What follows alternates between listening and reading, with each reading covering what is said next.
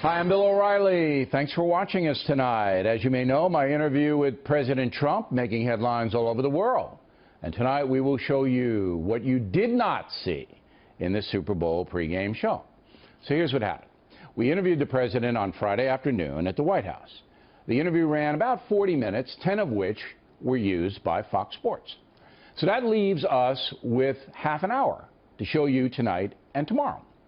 Big headlines out of the Super Bowl interview were Mr. Trump's comments on the Russian tyrant Putin and the Obamacare rollout.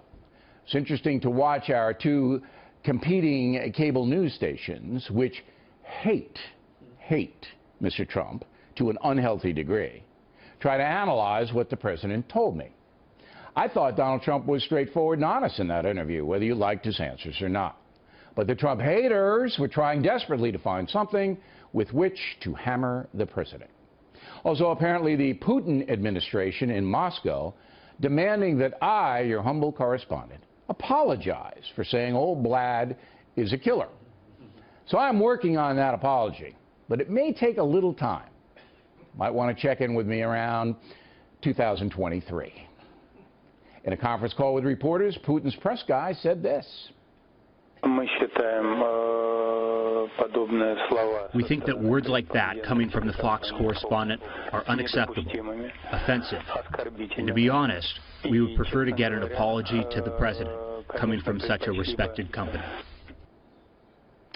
One footnote, if you'd like to know more about the violent history of Vladimir Putin, you might check out the book I War by Bill Gertz, a Washington Times reporter. Anyway, tonight we have a number of subjects that we presented to President Trump. Here they are. Let's talk about Iran. Your assessment, do you think we're on a collision course, we being the United States, with that country? I think it was the worst deal I've ever seen negotiated. I think it was a deal that should have never been negotiated. Absolutely, the deal that was made by the Obama administration. I think it's a shame that we've had a deal like that and that we had to sign a deal like that, and there was no reason to do it. And if you're going to do it, have a good deal. Secretary Kerry, who was negotiating it, never once left the table. We have the worst of everything. We've already given them billions and billions, probably $150 billion. We gave them $1.7 billion in cash, which is unheard of. And we put the money up, and we have really nothing to show for it. Possible you tear it up? We'll see what happens. I mean, we're going to see what happens. I can say this. They have total disregard for our country. They are the #1 terrorist state. They're sending money all over the place and weapons, and can't do that. Sanctions, that's how you're going to start with them. Just started. But you're moving a carrier, right? Well, we just started with sanctions. I never talk about military moves. I always criticize President Obama when they'd have an announcement that they're going into Mosul or they're going to some place and they give the name, the date, the time. I don't believe in that. Let's see what happens, but I don't like to talk about what we do militarily. So you're not real bullish on Iran at this point? No, I'm not bullish. It's like they're emboldened. Where they follow our planes, they circle our ships with their little boats, and they scream things at us. What's happened is not good.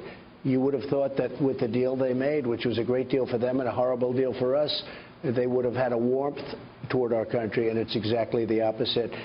They lost respect because they can't believe anybody could be so stupid as to make a deal like that. Let's talk about Mexico. There was a report, you talked to President Nieto, and you told him, this was the report, I want to know if this is true or not, that if his army couldn't handle the drug cartels, that U.S. Army soldiers would. Did you say that? We have to do something about the cartels. I did talk to him about it. I want to help him with it. I think he's a very good man. We have a very good relationship, as you probably know. We're going to have a wall. We're going to have a border.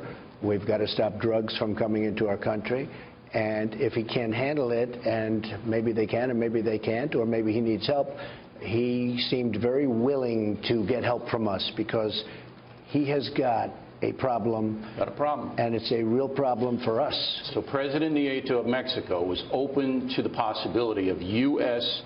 forces, all right, helping him combat the drug cartels. I would rather, as a very nice man that he is and somebody I respect, I'd rather have him respond to that. But I will tell you, I certainly offered him help on knocking out the drug cartels, because we have got a problem. Don't forget, those cartels are operating in our country, and they're poisoning the youth of our country.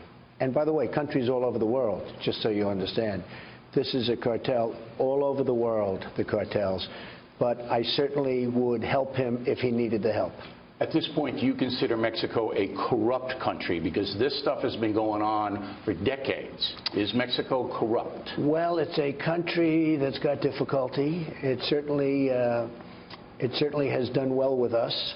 We have a trade deficit with Mexico of $60 billion a year. That doesn't include drugs, and it doesn't include the border and all of the things that are happening on the border.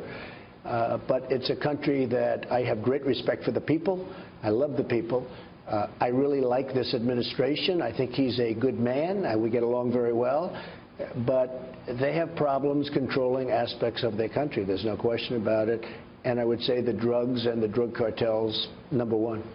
Have you figured out what kind of a tariff you're going to levy on Mexico to pay for the wall? Well, we might not have to do that. They want to negotiate a deal. I want to negotiate a deal. We'll see what happens. But we can always do a tariff or a tax if necessary, and we'll do that if necessary. But if we can make a deal, a reassignment of NAFTA, but I'm going to put another F in the name NAFTA, because right now it's free trade, and I'm going to have it fair trade also, because it's not fair. All right, so we're losing, Bill, we're losing $60 billion a year in trade deficits with Mexico. Can't do that. You talked to Putin last week. You had a busy week last week. I'm pretty busy, yeah. Busy week and a half. But within 24 hours of you on the phone with the Russian leader, the pro-Russian forces step up the violence in Ukraine. Yeah. Did you take that as an insult? No, I didn't, because we don't really know exactly what that is. They're pro-forces. We don't know, are they uncontrollable? Are they uncontrolled? That happens also. We're going to find out. I would be surprised, but we'll see. Now, do you respect Putin? I do respect him. Do you? Why? Well, I respect a lot of people, but that doesn't mean I'm going to get along with him. He's a leader of his country. I say it's better to get along with Russia than not. Will I get along with him? I have no idea. It's very He's a killer, though. Putin's a killer.